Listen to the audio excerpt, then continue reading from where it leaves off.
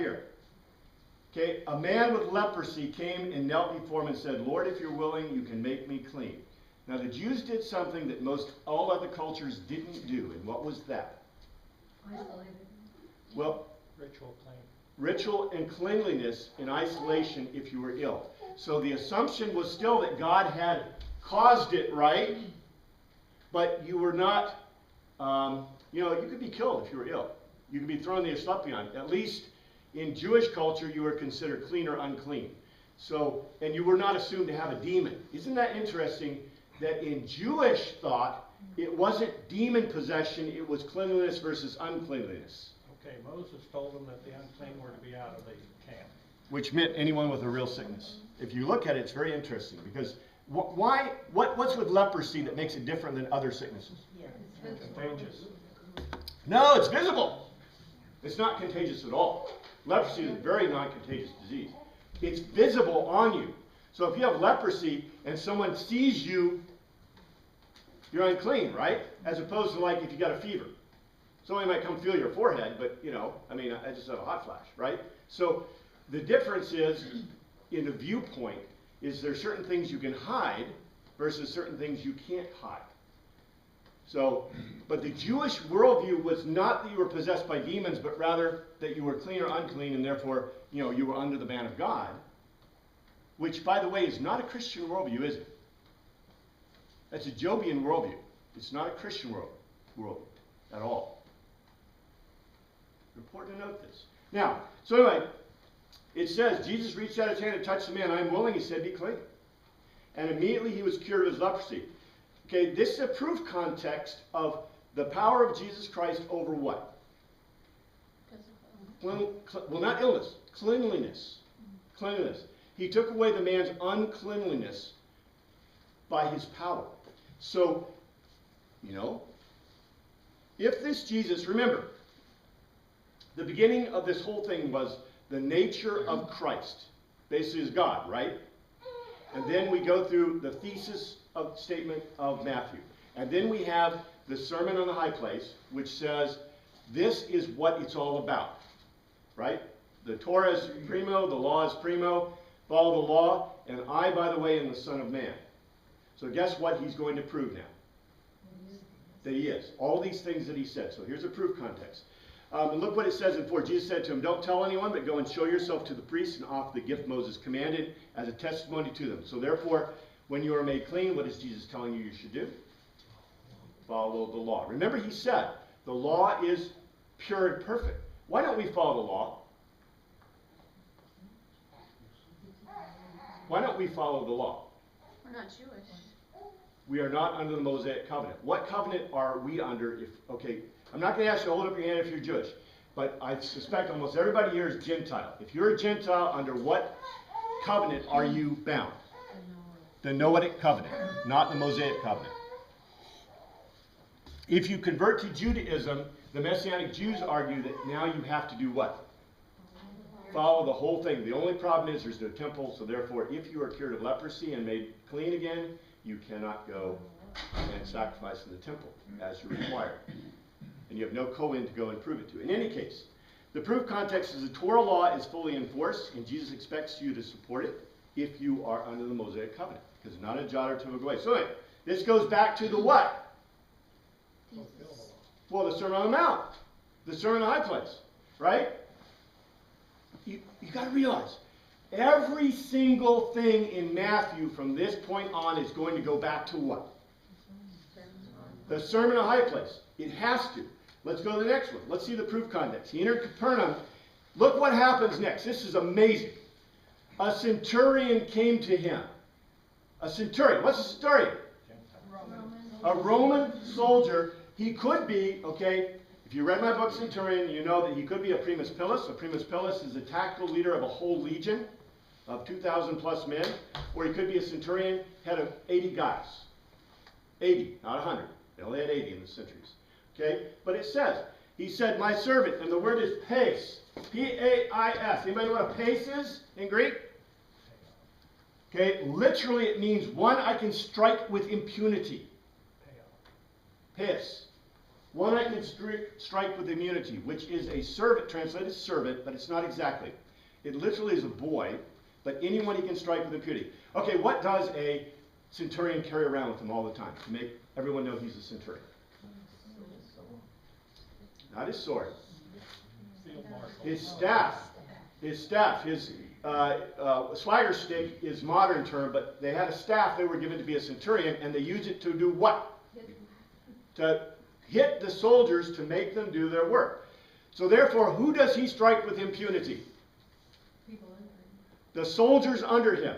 And he has 3 officers under him, 4 officers under him, the Optio, the Tesserus, the Optio, Tesserus, Signifer, Optio, and the lectionary guy. Anyway, he has 4 officers underneath him. So who would be his servant at home? And the Bible word is paralukos, which means unable to move in Greek, basically. And why would he be paralyzed and in terrible suffering? From a war, from an injury. Fighting who? Probably. Who was he fighting? Probably. The Zealots, right? The Zealots in the time. So he's probably fighting the Jews. Here's a Roman guy, Gentile, fighting the Jews probably. He probably got paralyzed because of sepsis. That's tetanitis, right?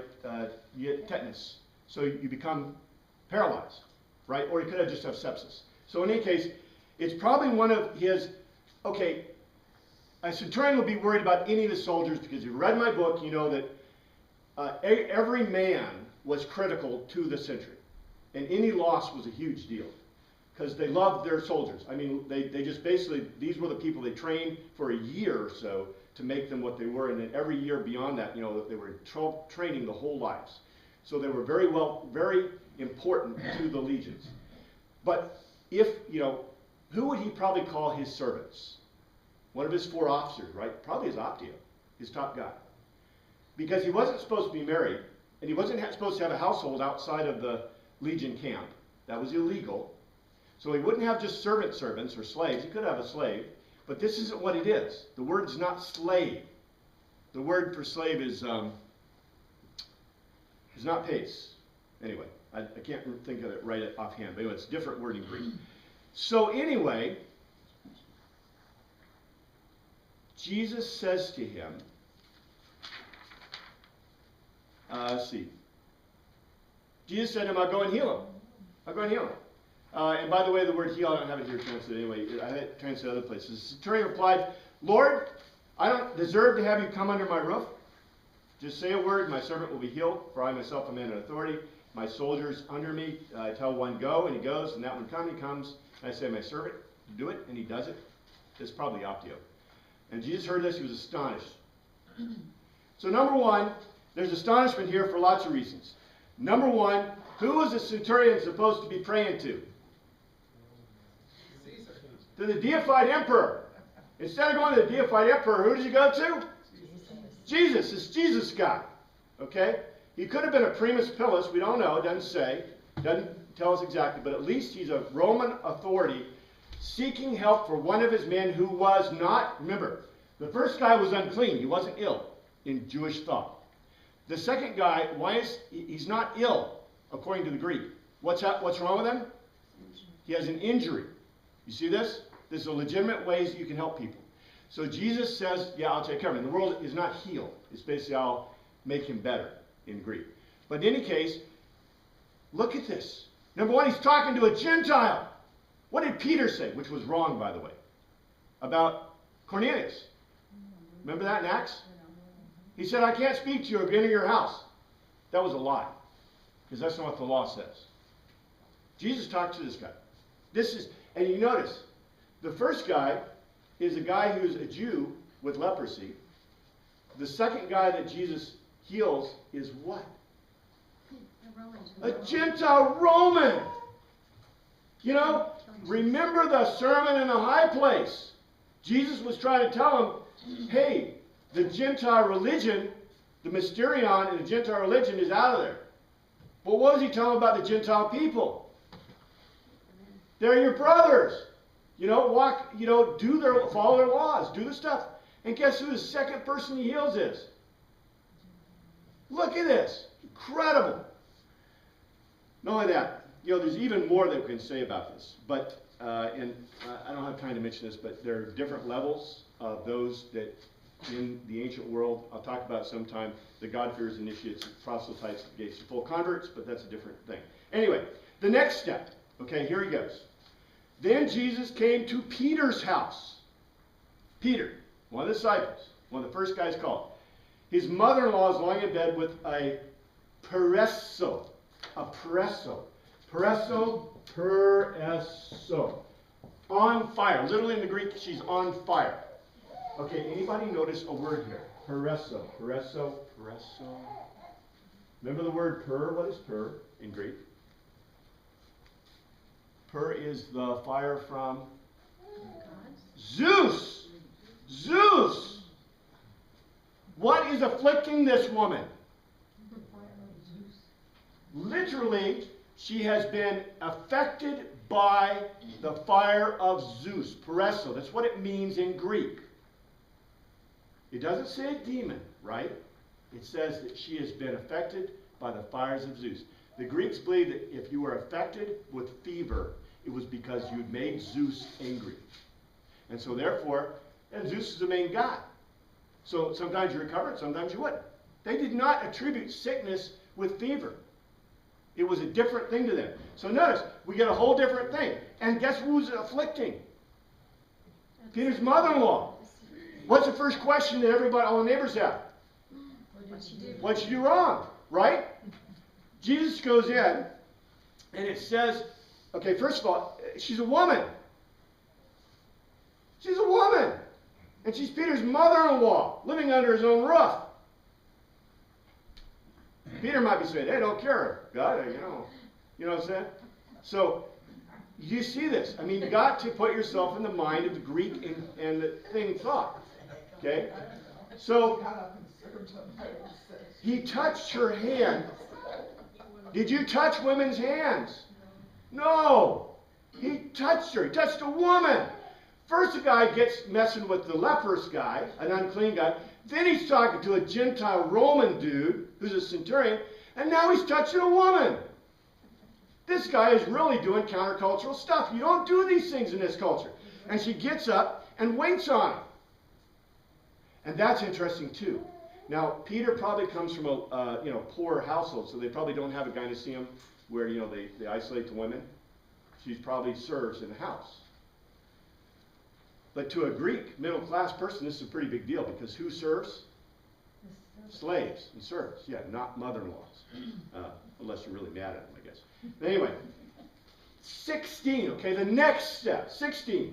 The evening came and many who were demon-possessed, literally, demonizomai, exorcised by a demon, were brought to him and drove out spirits. The pneuma with a logos, with an argument. And therapeuo. We translate it heal, but it means to wait on menially. The therapeuo means to wait on menially. It's not sick. This is why I really get irritated with the translations. The translations are horrible. The word is kekos. Kekos does not mean, we translate it, and this is, I'm on 16. Kekos does not mean sick. It means badly. Those who are worthless. Why are you worthless if you are possessed by a demon, if you're ill? Can't do anything. That's right. If you could do something, you'd be standing up saying, I'm not sick. Remember the Monty Python, Bring Out Your Dead, right? Don't put me on the cot. Because that is the way of the ancient world. Literally, they send you to the Asclepions. So guess what? If you can do it, you're going to stand up and say, yeah, Mom, I'm okay. I can go to school. I'm okay. I'll go out in the field, right? You don't want your parents to send you to the Asclepion, for goodness sake. So you got to recognize this. In the ancient world, you're unclean, you're injured, you're struck by a god, the puresso. You're struck by a god. You are possessed by a demon. That's the reason you're ill. That's the reason you're vomiting. That's the reason you're unable to control your limbs. That's the reason you're unable to control your bowels or whatever. Because you are possessed by a demon. Remember, the word pathos in the Greek means ecstasy. It literally means this is sexual love in Greek.